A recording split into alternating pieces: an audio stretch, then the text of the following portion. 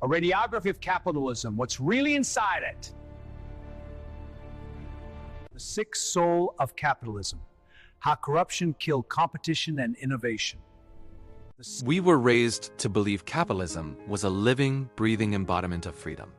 Its beating heart was competition, the promise that ideas, effort, and creativity would decide who thrives. That ideal drove countless scientists, inventors, and everyday entrepreneurs to strive for greater heights. But something went wrong. Capitalism, once a restless engine of progress, has degenerated into a lethargic, overindulged aristocracy of monopolies. Its leaders no longer compete or create. They manipulate and suffocate.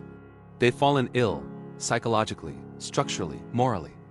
The marketplace of ideas has become a wasteland of mergers and manufactured scarcity. Think about it. How many true alternatives do you have when buying a phone service, booking a flight, or choosing an energy supplier? You're told the market decides. But increasingly, the market doesn't exist. It's fenced off by the powerful. Ask yourself, if capitalism rewards innovation, why are we paying more for less every year? What does competition mean to you when the players pay the referees not to blow the whistle? Today's capitalism isn't lazy because people are lazy. It's lazy because power resists friction. Real competition is friction. It demands creativity, discipline, and humility. But those who sit atop monopolies despise friction. They prefer the comfort of predictability. So instead of competing, they engineer the illusion of it. They use structural control rather than innovation. They bribe politicians to draft regulations that quietly eliminate newcomers. They merge into clusters too large to fail or too connected to challenge. They weaponize lobbying, legal threats, and intellectual property laws to build moats rather than bridges. Apple and Android dominate mobile ecosystems not through sheer invention anymore, but through ecosystem lock-ins. Boeing and Airbus, historically titans of aviation innovation, are now embroiled in patterns of internal suppression, where whistleblowers are silenced instead of being heeded, leading to tragedies that stain entire industries. Oil corporations spend billions not researching renewables but funding think tanks to slow the march of green energy. Service providers deliberately fragment infrastructure to keep markets unscalable for smaller competitors. This, ironically, is not capitalism. It's feudalism with better branding. When your landlord or service provider controls not just your home but your voice, choices, and options, are you still a consumer or a subject? Behind the numbers lies a deeper pathology, the psychology of anti-competition. In a healthy mind, challenge fuels growth. But in today's corporate psyche, challenge triggers paranoia. The system's leaders are not visionaries. They're narcissists terrified of accountability. They confuse dominance with success, profit with purpose, and compliance with genius. Studies in organizational psychology reveal that executives working in monopolistic environments develop cognitive rigidity. Innovation declines not because of a lack of resources, but because the environment punishes risk. The result? The creativity once celebrated as capitalism's soul becomes an internal threat. Companies now spend more on competitive intelligence, i.e., corporate espionage and legal strangulation, than on actual research and development. Imagine a football league where the richest teams secretly pay referees, sabotage their opponents' stadiums, and influence the rulebook authors. Fans wouldn't call that a sport, they'd call it organized fraud. What happens to a society when its most rewarded behavior is not creation but elimination? Every suppressed innovation translates into higher prices, lower quality, and social stagnation. We live in a world where new cars have built-in obsolescence, engines sealed from user repair, software locked behind subscriptions, safety features compromised for cost savings. Airlines bump ticket prices while slashing safety oversight staff. Energy providers rake in record profits while households choose between heating and food. Telecommunications companies charge triple the global average for internet speeds, ranked among the lowest in the developed world. Consumers not only absorb these costs, but they also normalize them. We've been numbed into believing inflation, inefficiency, and planned obsolescence are inevitable instead of recognizing them as symptoms of a rigged game. When we cheer for fair play on the sports field but tolerate monopoly off it, what does that say about our moral consistency as citizens? What happens when an entire society internalizes the monopoly mindset? We lose our hunger for self-improvement. Schools teach compliance instead of curiosity. Media mirrors monopoly narratives, sponsored by the very corporations shaping acceptable discourse. Governments act as custodians for private power.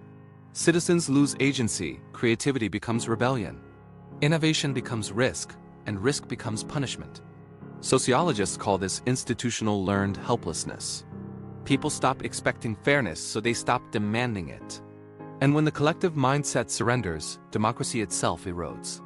You cannot have political freedom when economic monopolies command both your labor and your attention. What would our world look like if our collective outrage over rigged sports matches were redirected toward rigged economies?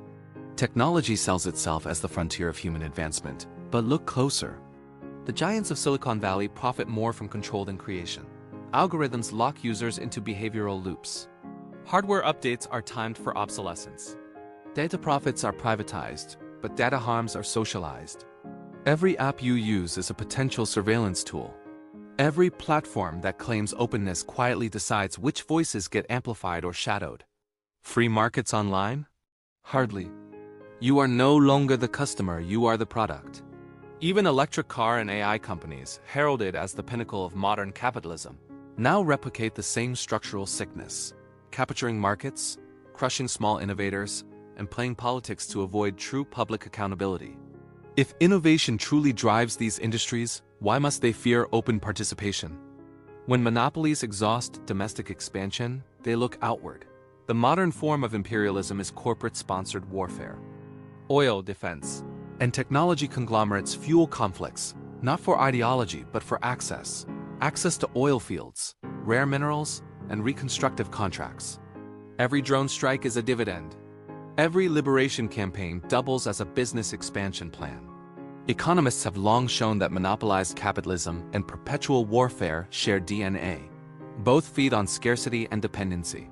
The longer instability persists, the longer these corporations stay indispensable to governments. If peace ever became profitable, would they still manufacture wars?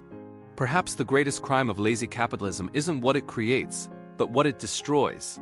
Hidden technologies gather dust.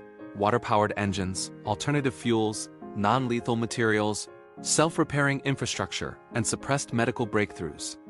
Many of these have surfaced, only to vanish under classified designations or quiet payouts. Innovation, once humanity's torch, is now a controlled flame held hostage by profit motives. Society at large pays with decades of lost progress. What could have been a post-scarcity civilization is instead a planet of perpetual extraction. What if the breakthrough that could have ended global poverty was buried because it threatened a quarterly profit?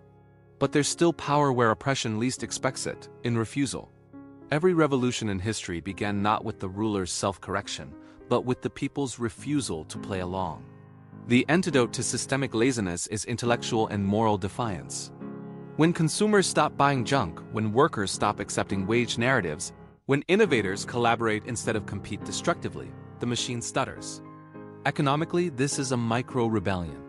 Psychologically, it's deprogramming. We don't need to overthrow capitalism, we need to rehabilitate it. We must insist that ethics and creativity are not opposites but inseparable. Competition must become constructive again, rooted in value, transparency, and sustainability. What's one small habit you could change today that denies power to a monopoly tomorrow? You wouldn't tolerate a rigged baseball game. You'd shout, boo, demand justice. Yet we tolerate rigged capitalism daily, not only with silence but with subscription fees. The emotional energy we invest in fictional fairness, from sports to shows, must be reclaimed for civic fairness. True freedom isn't the right to choose between brands. It's the right to choose systems. The game we're playing isn't fair, and the scoreboard is fake, but the fans, us, still fill the arena. That's our leverage, and that's our hope. What if the same public outrage that floods social media after a bad referee call was unleashed against corporate regulators asleep at the wheel? A new ethic must emerge, one that defines capitalism by excellence, not exclusion. Transparency must become the default expectation, not a public relations gesture. Politicians who accept corporate bribes must face political extinction. Consumers must channel their spending not toward ease but toward integrity. Innovation must return to open-source collaboration, breaking the monopoly of ideas. Competition is not cruelty.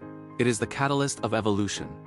A sick capitalism fears it because true competition exposes lies, and lies are the last refuge of monopolies.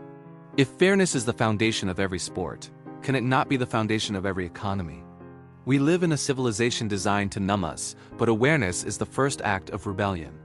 Every purchase, every vote, every share of information is a micro-decision in the great balance between liberty and control.